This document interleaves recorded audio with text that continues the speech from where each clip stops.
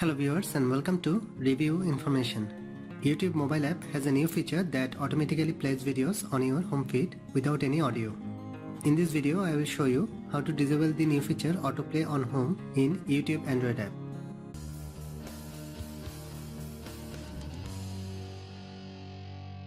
Go to the YouTube app from your apps list. When you scroll down on your home feed, you will see videos will begin to play without any audio. If you want to disable it, tap on the profile icon from the top right corner. From your profile, tap on Settings. From Settings, go to the second option, Autoplay. And the last option is the new feature Autoplay on home. Tap on this. By default, it is always on.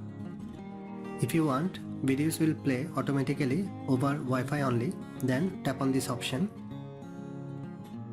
Or if you want to disable this feature, then simply tap on off.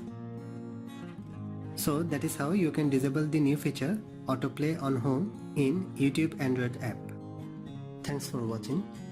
Hope you guys enjoyed my video. Please subscribe my channel for more videos.